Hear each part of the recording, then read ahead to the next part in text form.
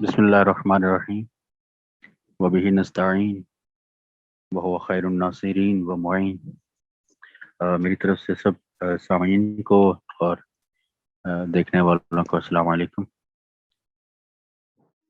اور رمضان کی سعادتیں، مغفرتیں اور رحمتیں جو ہیں وہ بھی آپ سب کو مبارک ہوں۔ اور آج کا موضوع جو ہے وہ خاص طور پہ رمضان کے ماحول میں اس کی ایک خاص جگہ ہے۔ تو اس موضوع سے ریلیٹڈ بہت کچھ ہے کہنے کے لیے، اور اس کو صحیح معنوں میں اگر ہم سمجھنے کے لیے قدم بڑھائیں تو یہ بہت وقت بھی چاہتا ہے، اور موضوع کے حوالے سے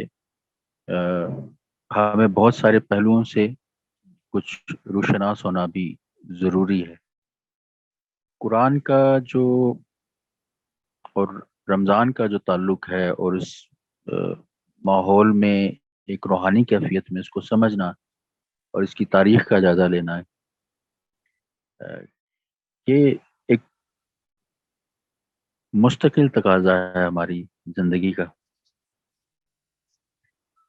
مستقل اس حوالے سے کہ ہم اس کو صرف ایک رمضان کی اپرچونٹی نہ سمجھیں۔ رمضان بہرحال اس کی سمجھنے، جانچنے، کیونکہ رمضان المبارک، رمضان کریم خاص طور پہ نزول قرآن کا مہینہ ہے، تو یہ ایک انیشیٹو ضرور ہو سکتا ہے کہ ہم اس ماحول میں ایک انیشیٹو لیں، اور پھر اس کو ایک مستقل جو کہ ہمارا بیہیویئر ہونا چاہیے آئیڈیلی، اس کو لے کر کے چلیں، اور پھر یہ تھرو آؤٹ ہمارے ڈے اینڈ نائٹ، ہمارے جو روز و شب ہیں اس میں یہ ہدایت موجود ہو ہمارے لیے۔ تو اسی تناظر میں قرآن جو ہیڈنگ چنی گئی ہے وہ خالصتاً بہت تکنیکی اعتبار سے اگر کہا جائے تو بہت بھاری بھرکم ایک عنوان ہے کہ قرآن کے تاریخ میں سفر کو جانچنا۔ یہ بہت تفصیل طلب عنوان ہے، اور اس کے پیچھے بہت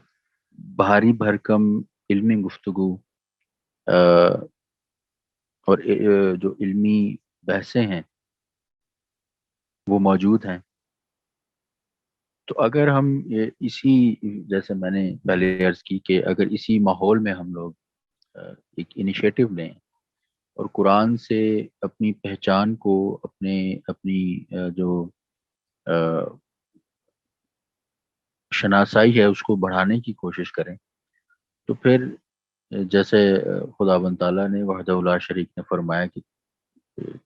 کوئی خوشگوار ایسی چیز نہیں جو قرآن آیت کا مفہوم ہے کہ جس کا علم اس قرآن مجید میں نہ رکھا گیا ہو۔ تو قرآن پاک اور خطاطی، علم خط کا جو سفر ہے، یہ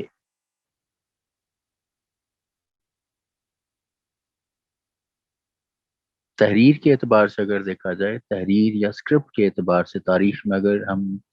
تحریر کا سفر دیکھیں، تو جیسے جیسے انسانی تہذیب کا ارتقاء ہے،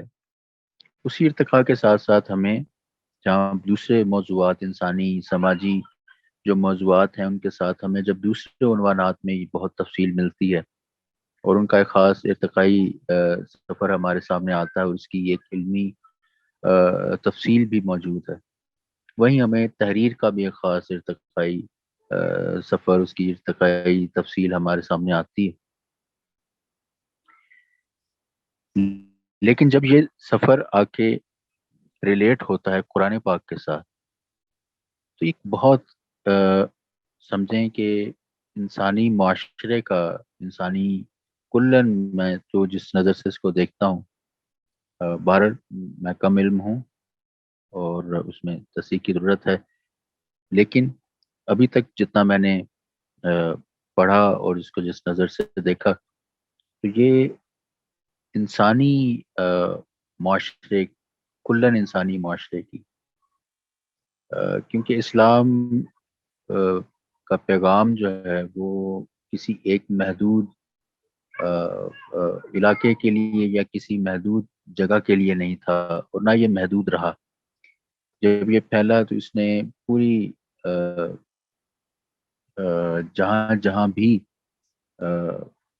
انسانی معاشرے کا وجود تھا اور ہے، وہاں پہنچا یہ پیغام، اور اس جگہ پہ اپنا اثر چھوڑا، اور بہت شاندار اثر چھوڑا، اور اپنے آثار جن کے بارے میں آج ہم گفتگو کر رہے ہیں۔ یعنی یہ پیغام جب پہنچا تو جس معاشرے میں بھی پہنچا وہاں پہ اس طریقے سے رچا بسا یہ پیغام، اور اس پیغام کا بہرحال ایک بہت جو بنیادی جس میں اس پیغام میں جس چیز کا کردار ہے وہ کلام مقدس ہے،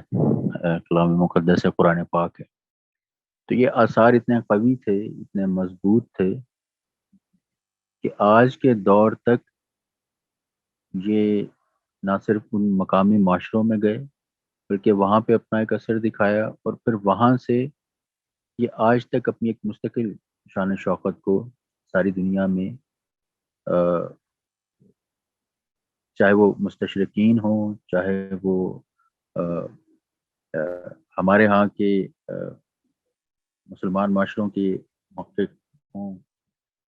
صاحب علم ہوں، علماء ہوں، فضلاء ہوں، تو کم و بیش کوئی بھی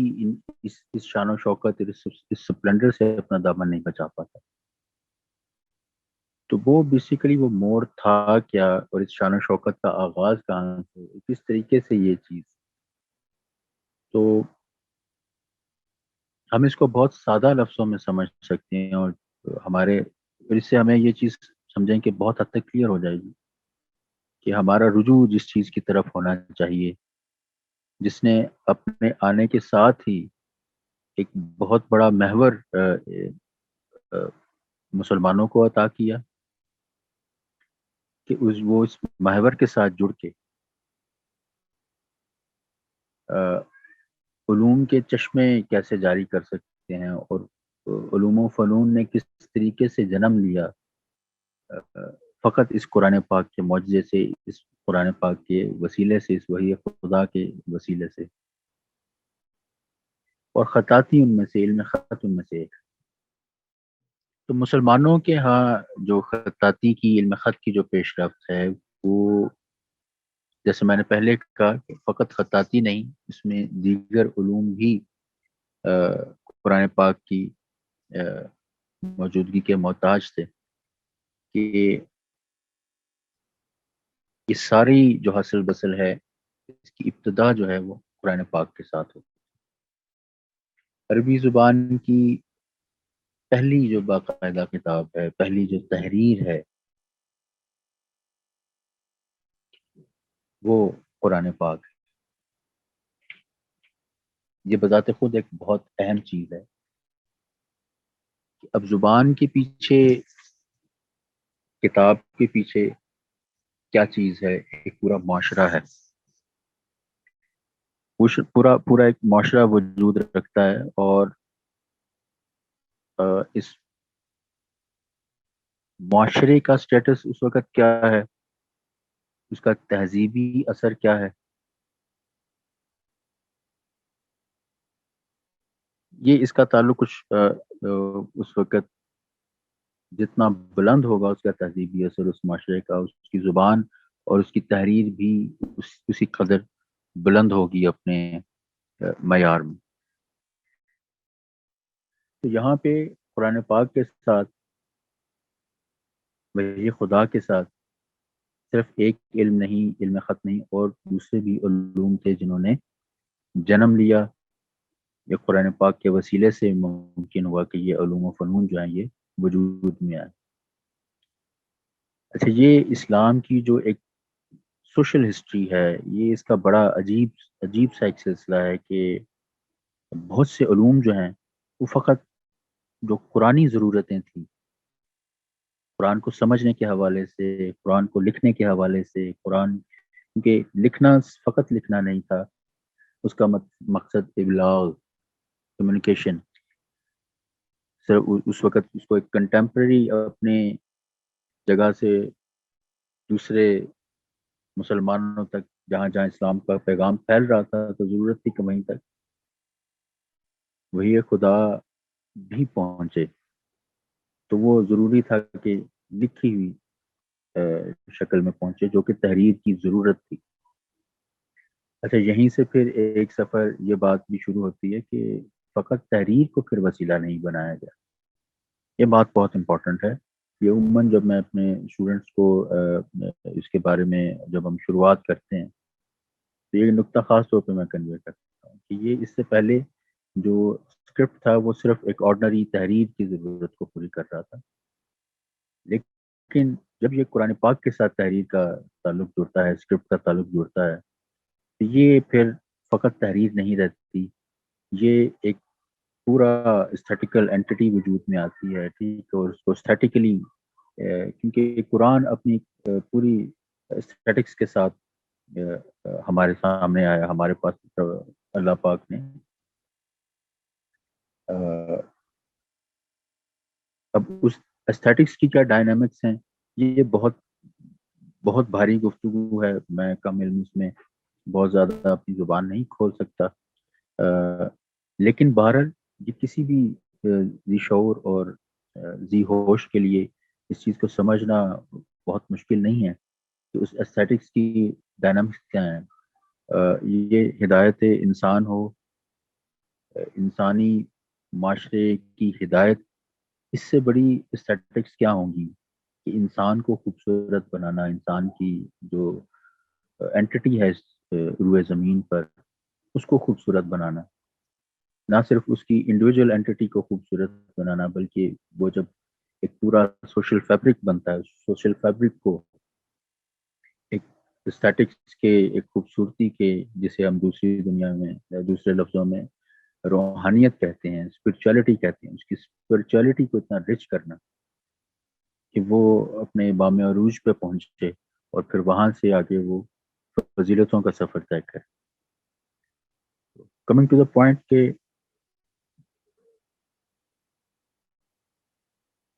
قرآن پاک کی جو ڈائنامکس تھی اسٹیٹکس کی، اس کو اسٹیٹیکلی جب ہم نے دیکھنا ہے اس کو، تو اس کے ساتھ بھی جتنے بھی علوم آپ دیکھتے ہیں، اب یہاں پہ قرآن پاک کے ساتھ مثال کے طور پہ جب بہت سے علوم جو وابستہ ہوئے، جو فقط قرآنی ضرورتوں کے تحت وجود میں آئے، وہ علم خط ہی نہیں ہے، اس میں علم تجوید، علم معنی و بیان، جس کا مرکز بصرہ و کوفہ تھا اس دور میں، صرف و نحو کو جیسی ترقی دی گئی، قرآن کو سمجھا جائے، بہترین طریقے سے سمجھا جائے، نہ صرف سمجھا جائے بلکہ اس کا جو بہت ضروری چیز تھی، اور اسکرپٹ کا جو بیسک اور جو بنیادی مقصد تھا وہ تھا کمیونیکیشن. یہ کیسے نہ صرف اپنے دور میں یہ دوسروں تک پہنچے گا، خدا کا پیغام، اللہ وحدہ لا شریک کا پیغام پہنچے گا، بلکہ اپنے بعد آنے والے زمانوں میں کیسے یہ پیغام جو ہے یہ مسلسل اپنی کنٹینیوٹی کے ساتھ، وداؤٹ اینی میں کسی قسم کا کوئی گیپ یا کسی قسم کا کوئی رکاوٹ آئے بغیر، یہ جہاں جہاں بھی انسان ہدایت چاہتا ہے اور وہ خدا وحدہ لا شریک کی طرف متوجہ ہے اور اس کے اس پیغام کی طرف متوجہ ہے، تو وہ اس پیغام تک اپنی اس کی رسائی جو ہے وہ آسان ہو سکے. تو یہ بہت حد تک ممکن ہوا ہے کہ جس خوبصورتی اور جس ایستھیٹکس کے ساتھ اس کو جو خطاطی کی جو ایستھیٹکس تھی، اور یعنی کہ پورا ہمارا عنوان اسٹیٹکس اور جمالیات کے ارد گرد گھومتا ہے کہ ایک چیز کے جمالیاتی معیار کو کمپرومائز نہیں کرنا ہم نے، یہی میرا ایمان اور عقیدہ ہے. تو جو میری ایفرٹ ہے اس کو اٹھا کر کے میں نے اس معیار پہ لے کے جانا ہے. تو یہ پورا پیکج جو ہم جب بھی قرآن پاک کو مجلد حیثیت میں اٹھاتے ہیں پڑھنے کے لیے، تو یہ پوری ایک شان و شوکت ہمیں نظر آتی ہے۔ اور پھر ایک بہت خاص کوشش جو تاریخ میں ہمیں قرآن کے فن پاروں کے حوالے سے نظر آتی ہے، تو وہ تو آنکھوں کو خیرہ کرتی ہے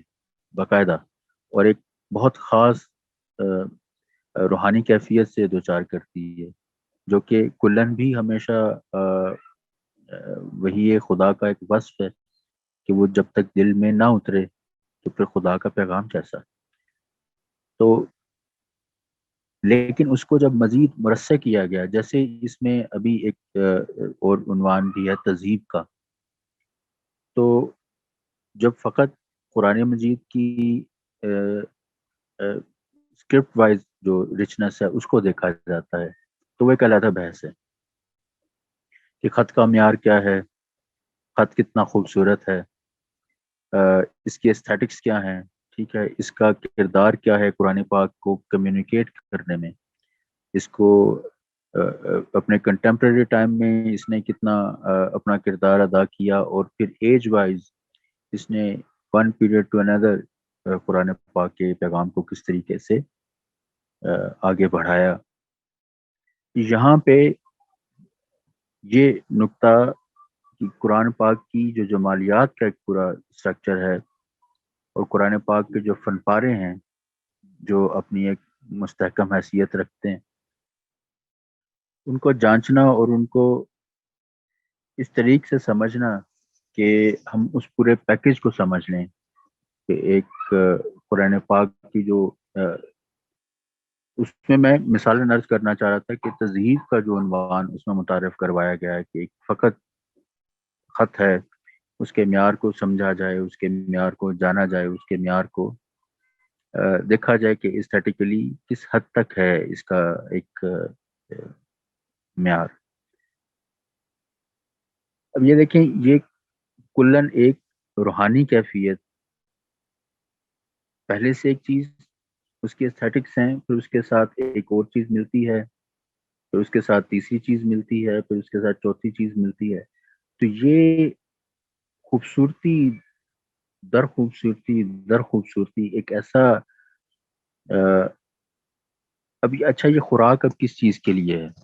یہ ہماری روح کے لیے خوراک تیار ہو رہی ہے۔ یہ جتنی بھی اسٹیٹکس ہیں بیسیکلی اس کا تعلق ہماری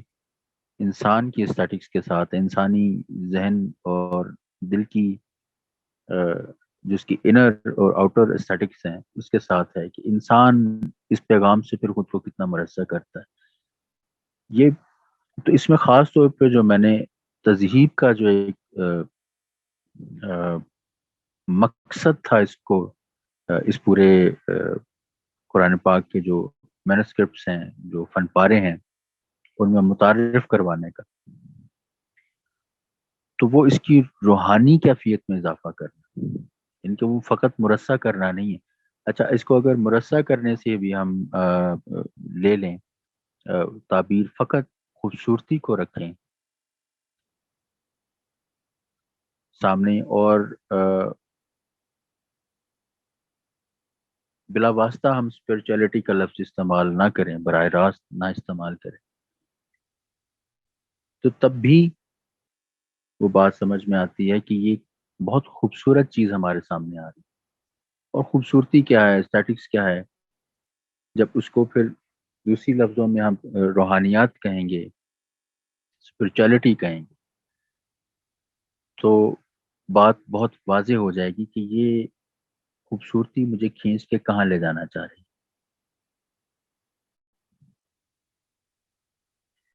یعنی میں اس میں ایک بات کا اضافہ کرتا چلوں، چونکہ لفظ قرآن سے ریلیٹڈ ہے، تو خوبصورتی کیا ہے، یہ بات میرے ذہن میں آئی تو تبرکن میں آپ کے ساتھ اس چیز کو شیئر کرتا ہوں کہ اس قرآن پاک کا معجزہ کیا ہے، اس کی اسٹیٹکس کیسی ہیں۔ تو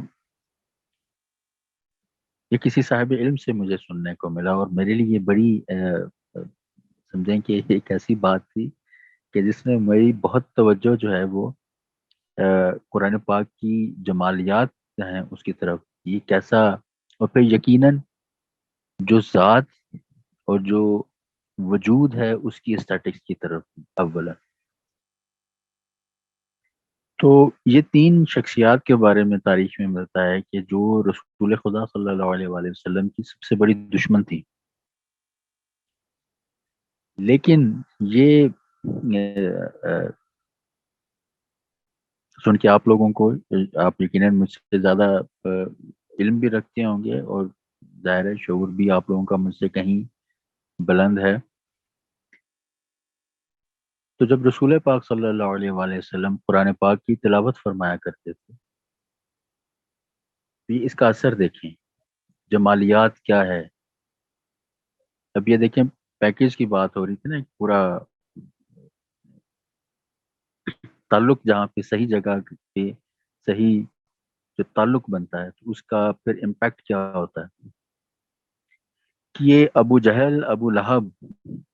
اور یہ لوگ مل کے بھیس بدل کے تو جناب رسول خدا صلی اللہ علیہ وآلہ وسلم کی تلاوت کو سننے آیا کرتے. یہ بارہا ہوا کہ یہ جب بھیس بدل کے آئے اور انہوں نے وہاں پہ وہ جب وہاں سے نکلنے لگے تو انہوں نے ایک دوسرے کو پہچان لیا.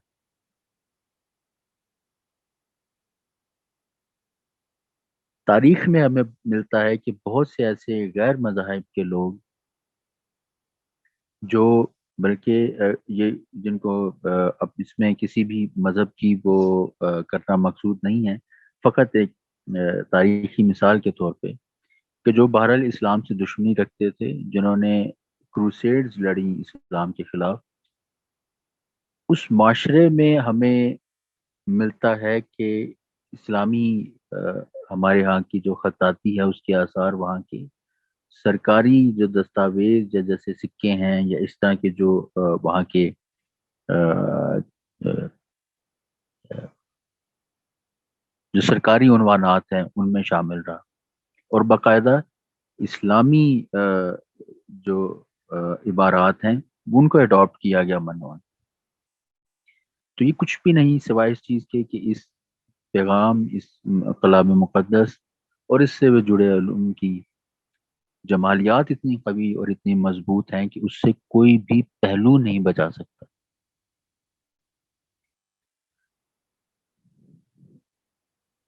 تو تہذیب بذات خود ایک بہت روحانی عنوان ہے. ہمارے یہاں اس کو چونکہ کچھ تلخ باتوں کا اگر ذکر کیا جائے تو ایک کمی کا احساس ہوتا ہے کہ قرآن کی اس استھیٹکس کو اور اس شاندار سپلنڈر کو اور اس پورے پیکیج کو ایکسپلور کرنے کا خاص طور پہ کنٹمپرری ایج میں اور خاص طور پہ پچھلی 3 4 5 دہائیوں میں کو بہت اہتمام، اور خاص طور پہ ہمارے خطہ جو ہے اس میں کوئی خاص اہتمام نہیں کیا گیا.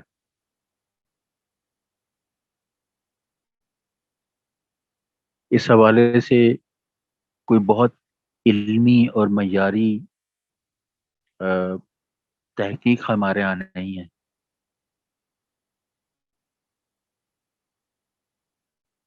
کچھ دہائیوں پہلے کچھ نام تھے جنہوں نے اس حوالے سے بہت خوبصورت کام کیا ہمارے ہاں، اور اگر وہ چیز آج ہمارے ہاں نوجوانوں کے ہاتھ میں ہوتی اور اس کا کچھ تسلسل باقی ہوتا، تو یہ جس موضوع کے بارے میں ہم بات کر رہے ہیں اس موضوع کو سمجھنا اور کہنا بہت آسان ہوتا، اور ہمارا اگر تعلق اگر اس چیز سے ہو. لیکن بہرحال ہم تو قرآن کی کلی حیثیت میں اپنا تعلق بھلا بیٹھے، تو پھر اس سے جو جڑے ہوئے علوم تھے جنہوں نے قرآن کی وسیلے سے تاریخ میں بڑی بے مثال ترقی حاصل کی، اور ہمارے تہذیبی شناخت کے طور پہ ساری دنیا میں ہمارے چہرے کو مسلمانوں کے چہرے کو پہچانوایا، اور ایک جو قرآنک آئیڈینٹی تھی وہ کردار میں بھی تھی، گفتار میں بھی تھی. لیکن اور پھر جو علمی اس حوالے سے ہمارے ہاں جو ترقی ہوئی، اور مسلمان علماء اور فضلاء، اور یہاں تک کہ کوئی ایسا علم کی شاخ، کوئی ایسا علم نہیں رہا اور اس کی کوئی ایسی شاخ نہیں رہی جہاں پہ مسلمانوں کی حاکمیت کو قبول نہیں کیا گیا. لیکن آج کے دور میں یہ سارا یہ ساری زمین خالی ہے، ایک بنجر زمین ہے جس پہ اگر کوئی کوشش کرے تو بونے کے لیے بہت کچھ ہے. تو آج اگر اس حوالے سے ہم کسی چیز کو پڑھنا چاہیں تو ہمیں پھر اب سے کچھ دہائیوں پہلے یہ کچھ علمی کام کو دیکھنا پڑتا ہے کنٹمپرری ہمیں، خاص طور پہ ہمارے ہاں تو اس کا شاید ابھی کچھ ایسا وجود ہے ہی نہیں. تو اس موضوع کے حوالے سے جیسے انجمن ترقی اردو ہے، انہوں نے بہت کام کیا. بہت ساری ان کی ایسی کتابیں تھیں جن کو جو بہت معیاری اور بہت اعلیٰ پائے کی، اور ان کو لکھنے والے جو تھے وہ ڈاکٹر عبداللہ چوغتائی، ڈاکٹر وزیر آغا، ڈاکٹر سید عبداللہ، اور خاص طور پہ ڈاکٹر سید عبداللہ جو تھے، انہوں نے آ، خط کے حوالے سے وہ علمی کام کیا جو ہمارے یہاں بہت کم لوگوں کے حصے میں ہے. یہ دو تین نام جو میں نے لیے ہیں، یہ انہوں نے بہت خوبصورت کام کیا. لیکن بدقسمتی یہ ہے کہ ان کی لکھی ہوئی کتابیں جو ہیں وہ، اور ان کی جو کاوش تھی، وہ آج ہمیں منظر عام پہ کہیں نظر نہیں آتی. تذکرہ تو ملتا ہے لیکن کہیں بہت معدوم ان کے آثار بھی مل جائیں، لیکن اس طریقے سے چونکہ طلب نہیں ہے تو رسد بھی کم ہو چکی ہے. تو ماضی ہمارا بھرا پڑا ہے کہ اس میں خاص طور پہ اگر سب کانٹیننٹ کا ذکر کیا جائے تو علی گڑھ ایک مرکز رہا ہے کہ جہاں پہ زبان کے حوالے سے، زبان کی تحقیق کے حوالے سے، پھر ایک سوسائٹی جو اس کا تعلق اب شاید اس کی کچھ شاخیں یا کچھ اس کے پھیلاؤ اور جگہوں پہ بھی ہو چکا ہے. رائل ایشیاٹک سوسائٹی، یہ کولکتہ میں تھا اس کا ایک سلسلہ. وہاں پہ اردو زبان کے حوالے سے اور اسکرپٹ کے حوالے سے، اور خاص طور پہ جب پھر آپ اسکرپٹ کو پڑھتے ہیں تو اس میں آپ قرآن پاک کے ساتھ اس کا جو تعلق ہے اس کو بالکل قطعی طور پہ آپ اوائڈ نہیں کر سکتے.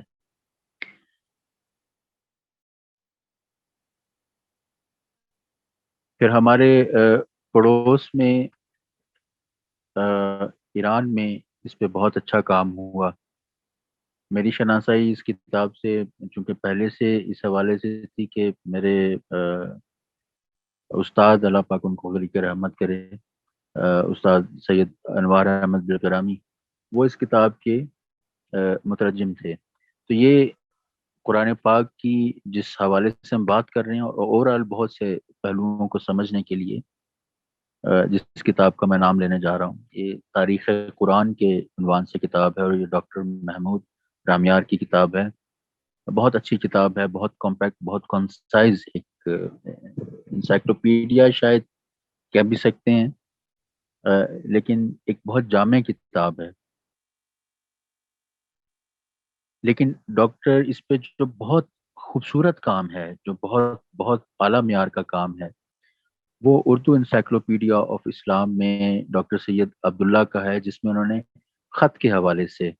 کیلیگرافی کے حوالے سے. تو یہ یاد رہے کہ جب ہم علم خط کی بات کرتے ہیں تو اس میں اس کی قرآنی ضرورت جو ہے اس سے ہم قطعی طور پہ آ، آ، اس ضرورت کا تذکرہ اور اس ضرورت کی تشریح اور تفصیل میں جائے بغیر ہم اس موضوع کو مکمل نہیں کر سکتے. کیونکہ خطاطی کے بنیادی دو مخرج ہیں. ایک قرآنی ہے کہ جس کے تحت مختلف جو اسکرپٹس ہم دیکھتے ہیں جو تاریخ میں جس کے بارے میں ہم نے جانا کہ قرآن کی شروعات کے ساتھ ہی یہ سلسلہ شروع ہوا، اور پھر تاریخ میں ایک پورا سفر طے کرتے ہوئے یہ آج، یعنی پہلا خط جو بنا قرآن پاک کی نزول کے ساتھ، اور ایک پرانی جو پوری ایک جو قرآنی کاوش جو شروع ہوئی، قرآنی ضرورت جو تھی، اس کا جو ایک پورا سلسلہ تھا، اس کے حوالے سے جو پہلا خط ایجاد ہوا وہ خط کوفی تھا۔ خط کوفی سے پھر آگے سلسلہ چلتے چلتے آج کے دور میں یہ خط نستعلیق تک کا جو سفر ہے، یہ وہی جمالیاتی ذوق و شوق تھا جس نے فقط اسی چیز کو مرصع نہیں کیا۔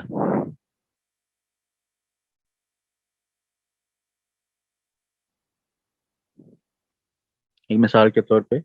یہ جب سلسلہ چلتا ہے قرآن پاک کے ساتھ علم خط کی ارتقاء کا اور اس کے ایک جمالیاتی سفر کا، اس کے ساتھ ساتھ جو اچھا یہ اب چونکہ ہمارے ہاں چیز اسٹیبلش ہو رہی تھی، ایک مسلمان جو مسلم سویلائزیشن تھی، مسلم تہذیب جو تھی، اس کے ساتھ اس کا ڈائریکٹلی ریلیشن تھا، لیکن دوسرے معاشرے جو تھے وہاں پہ کنٹمپرری کیا چیز جو اپرنٹلی ایک جمالیاتی حص کو تسکین دے رہی تھی، تو وہ مصوری کی صورت میں یا اور کچھ مشاغل کی صورت میں تھی، لیکن جو مسلمانوں کے ہاں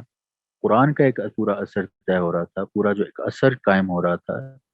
اس کے تحت ہر چیز اپنے ضابطے اور اپنے جو ایک اس کا روحانی قالب تھا اس میں ڈھل رہی، تو علم خط بھی اس میں ڈھلا، اسی اثر کے ساتھ، اسی اسٹیٹکس، قرآن کے اسٹیٹکس کے ساتھ جڑ کے اس کا جو ایک سفر شروع ہوا۔ پھر یہیں پہ جیسے دوسرے معاشروں میں کوئی فنکار بت تراشی کر کے اپنی اسٹیٹکس کو، جو اس کی ایک پیاس ہے اس کو بجھا رہا ہے، ٹھیک ہے، لیکن یہاں پہ مسلمان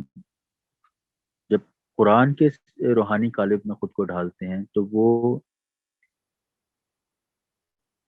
اس چیز کو بت تراشی میں سے نکال کے وہ سنگ تراشی کی طرف لے کے آتے ہیں اور اس کو باقاعدہ ریاضی اصولوں پہ ڈالتے ہیں۔ اسی طرح تو موسیقی اپنا کا بھی ساجد صاحب، ہمارے پاس اب 5-10 منٹ رہ گئے، تو اگر امیجز آج دکھانا چاہیں گے، ورنہ جی اس کی میں ہم بس ایک اور نشست بھی کر سکتے ہیں جی اسی سلسلے میں، اس کو 2 نشستوں پہ بانٹ لیتے ہیں۔ تو آپ ایسے سمجھیں آپ کے پاس ایک اور نشست بھی ہوگی اگلے ہفتے یا اس سے اگلے ہفتے، تو یہ بھی بات کرنی تھی۔ اب آپ جب جی بتائیں ٹھیک، گے تو اس دفعہ دکھانا چاہیں گے، اگلی وہ آپ کی مرضی۔ جی بس یہ میں بات اپنی تقریباً مکمل کر چکا ہوں۔ یہ کیونکہ میں نے کوشش یہی کی تھی کہ ہمارے جو سننے والے ہیں جہاں جہاں بھی سن رہے ہیں، اس کو ایک آسان طریقے سے ذہن تک پہنچایا جائے، اور without going into such a detail کہ وہ ہمارے ذہنوں پہ بوجھ بنے، یا اس طریقے سے ہمیں اس کو درک کرنے میں کچھ میرا مقصد سننے والوں کے فہم اور شعور پہ انگشتمائی کرنا نہیں ہے، لیکن بہرحال چونکہ اس موضوع سے ریلیٹڈ بہت ساری ایسی چیزیں ہیں جو گفتگو کو ثقیل بنا دیتی ہیں، ٹھیک ہے، تو مجھے کی کوشش یہی ہے کہ یہ ایک انیشیٹو ضرور ہو، اور اس بات کو ہم سہولت کے ساتھ، آپ کی بات بجائے اگر اس کی فردر ایک کنٹینیوٹی بنے تو یہ بہت اچھی بات ہے، اور اس میں جتنا بھی ہم آگے اپنی کوشش کو بڑھاتے چلے جائیں تو وہ بہت اچھی بات ہوگی۔ تو یہ جیسے موسیقی کی بات ہے، تو موسیقی کو بھی اسی طرح ریاضی کے اصولوں میں ڈالا گیا، اور جو قرآنی لحن آج ہمارے سامنے موجود ہے، جسے آج کے دور میں ہم علم مقامات بھی کہتے ہیں، تو یہ باقاعدہ اسی محور کے گرد گھومتا ہوا ہے کہ اب قرآن کی جو لحن ہے اس میں جو موسیقی کا کردار ہے اس کو ہم نظر انداز نہیں کر سکتے، لیکن اس کو باقاعدہ ریاضی کے اصولوں میں ڈھال کے جو قرآنی اسلوب تھا، جو قرآنک اسپرچولیٹی کا جو قالب تھا، اس میں ڈھالا گیا. اور دوسرے جو تحریری ضرورت جو مسلمانوں کی فتوحات ہوتی رہیں اور اس میں حکومتی ضرورتیں بھی بڑھیں، دوسری تہذیبوں کے ساتھ ایک انٹریکشن بھی بڑھا، دفتری امور، شاہی فرامین کی کتابت. تو اس میں خاص طور پہ جو پرشین سویلائزیشن تھی، اس کا ایک بہت بڑا ہم نے اثر قبول کیا. اس میں شاہی فرمان نویسی، مکتوب نویسی. تو اس حوالے سے بھی علم خط نے بہت اپنی ترقی کی، لیکن بنیادی نقطہ اس کے ساتھ ہمیشہ سے جو قرآنی رویہ تھا، یہ اس کی بنیاد میں رہا ہے. تو انشاءاللہ تعالی العزیز باقی بہت سی گفتگو جو ہے اس کو نیکسٹ جو ہماری سٹنگ ہوگی، جس کو ابھی سے ہم کچھ طے کر رہے ہیں کہ ہو، تو انشاءاللہ اس میں ہوں گی گزارشات. تو میں درخواست کروں گا کہ کچھ جو آثار ہیں تاکہ ہم اس پہ نظر دوڑا سکیں. تو کچھ تذہیب کے حوالے سے جو تیمور صاحب آپ نے جو شیئر کیے تھے وہ بھی ہو جائیں بیچ میں. ارلی کوفک جو یہ کوفک اسکرپٹ ہے، جو کہ پہلا خط مانا جاتا ہے جس میں اسلامک کیلیگرافی یا قرآن کیلیگرافی کو شروع کیا گیا. اس سلسلے میں جو پہلا خط جو ہے وہ جس میں کاوش شروع کی گئی اور قرآن پاک کو لکھا جانا شروع کیا گیا، یہ خط کوفی ہے، جسے اولڈ کوفک بھی کہا جاتا ہے. اس میں بہت ساری قسمیں ہیں جو وقت کے ساتھ ساتھ متعارف ہوئیں، لیکن اس میں بنیادی اور سب سے قدیم ترین شکل خط کوفی کی یہی ہے. نیکسٹ کوئی امیج ہم شیئر کرنا چاہ رہے ہیں. یہ دیکھیے کہ جیسے جیسے اب ایج وائز آگے جا رہے ہیں، تو اب یہ حضرت امام زین العابدین علیہ الصلوۃ والسلام کے ہاتھ کا لکھا ہوا، گو کہ اس میں کنٹمپرری کچھ جو ماڈرن ریسرچرز ہیں، انہوں نے یہ بھی اس پہ، اور یہ جو ہمارے سامنے جیسے یہ ایک سلائڈ چل رہی ہے، یہ بھی خط کوفی ہے اولڈ کوفی میں. اب یہ حضرت امام حسین علیہ الصلوۃ والسلام کے فرزند تھے، تو یہ تقریباً وہی ایرا پیریڈ ایج وائز آگے بڑھ رہا ہے. آگے پلیز ہم چلیں گے. تو ماڈرن جو اس میں ریسرچرز تھے، انہوں نے بہت ساری آبجیکشنز کی کہ خاص طور پہ حضرت عثمان غنی رضی اللہ تعالیٰ عنہ سے منسوب اور جن مینوسکرپٹس کو آپ دیکھ رہے ہیں، ان کی صحت پہ انہوں نے بہت سارے سوالات اٹھائے. لیکن اس میں چونکہ ماڈرن ٹیکنالوجی ہمیں فائدہ بھی دیتی ہے، تو اس میں ایک ماڈرن دور کا تحفہ ہے کہ مونو کاربن انالیسز. اس کی بنیاد پہ یہ بہت ایڈوانس ایک فورینزک ٹیسٹ ہے، جس کی بنیاد پہ مینوسکرپٹس کو پرکھا جاتا ہے. تو اس ٹیسٹ نے، اس فورینزک انالیسز نے بہت ساری بحثیں جو تھیں، جو مستشرقین نے قرآن پاک کے حوالے سے، جن کو انشاءاللہ ہم آگے آنے والی بحثوں میں ایپیسوڈز میں دیکھیں گے، حل کر دیا. جی پلیز نیکسٹ.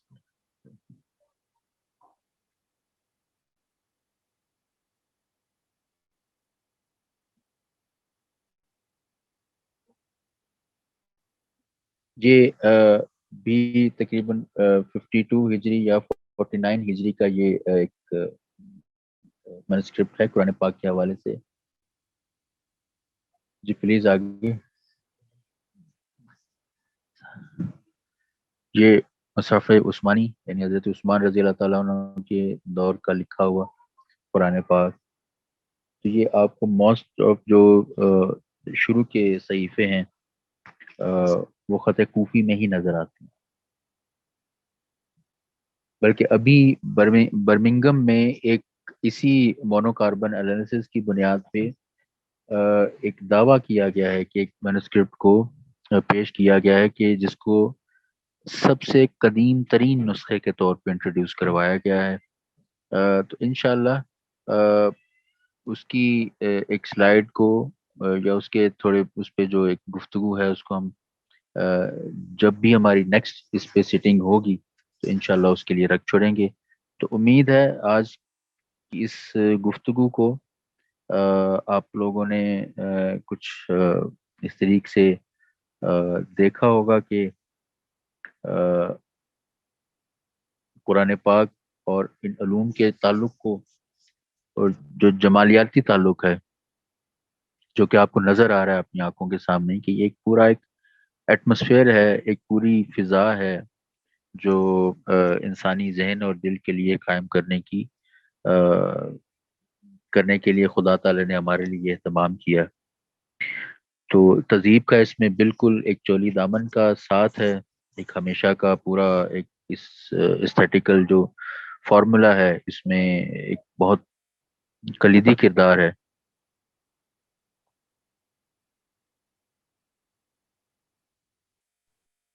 ٹھیک ہے جناب، یا اور جی کچھ دکھانا ہے؟ جی، بس میرے خیال میں ٹائم ہمارا 5 منٹ میں لے چکے ہیں. تو امید ہے کہ آج ویسے ساجد صاحب، یہ یاقوت المستعصمی کا خط ہے؟ جی جی جی جی تو اس پہ بھی کبھی بات ہو سکتی ہے. زبردست. جی یہ چونکہ اس میں اگین وہی بات ہے کہ